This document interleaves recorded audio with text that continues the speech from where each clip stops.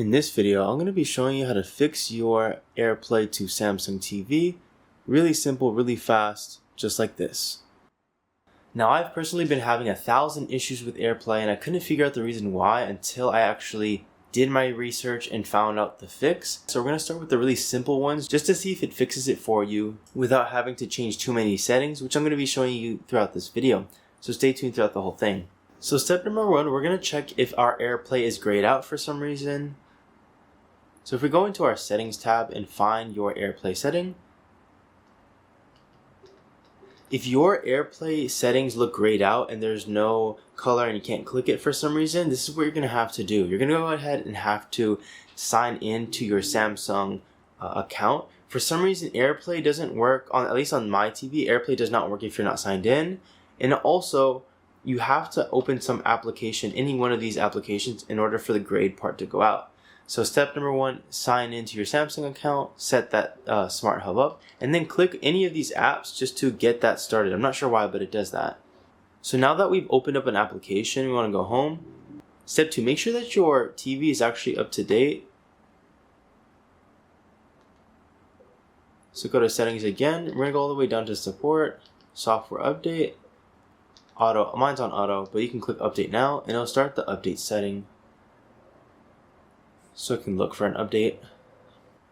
Make sure your iDevices are also up to date. That helps with less bugs throughout the entire process.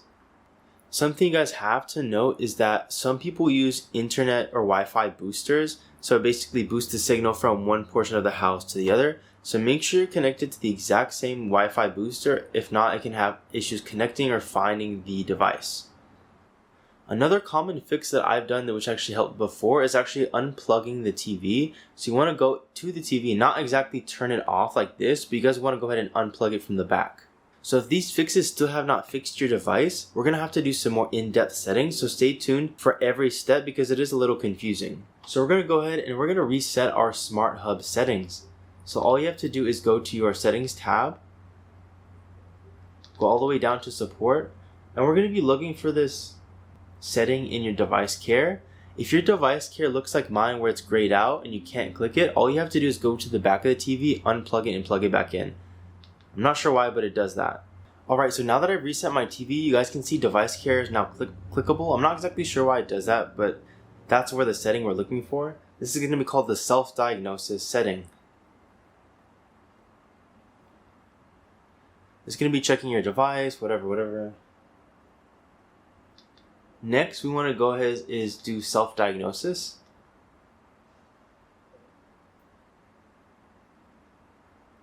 Now that we're here, we want to go into SmartHub and want to see if there's an issue with the SmartHub first before we do extra settings and try to reset it. So we're going to click this one right here, which is SmartHub. Do a self-diagnosis test on it. So what this is doing is basically making sure that there wasn't any thing blocking specific connections. If it were, it was going to tell you right there in the front. So on my end, because I actually fixed this, nothing has appeared.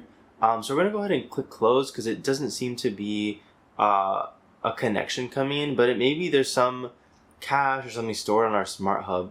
So we're going to actually, if it still hasn't fixed your device once you check it again, we're going to try the next setting, which is resetting our SmartHub. Before you do this, basically what it does is it erases the data from all your applications, like your sign-ins, basically, your logins. So you're going to have to log back into your Samsung account and your other Netflix, whatever, Prime, anything you have on there, you're going to have to sign in again, which is a bit annoying, but we're trying to fix this AirPlay issue. So go ahead and click that, and we're going to go ahead and reset your SmartHub settings. Next, once you're back on here, you're going to have to sign in to your Samsung account or else you won't be able to use AirPlay if you've already reset the SmartHub settings. And then make sure to click an application so that way you can open the AirPlay settings. I'm not sure why it does that, but it will be grayed out unless you do that. Next, what we're going to do is we're going to actually change the DNS on the Wi-Fi setting. Usually default DNS settings from your provider don't always work well and they could be buggy. So we're going to change it to either Google's or Cloudflare. So what you want to do is go to your Wi-Fi section, go down, and we're going to click network status.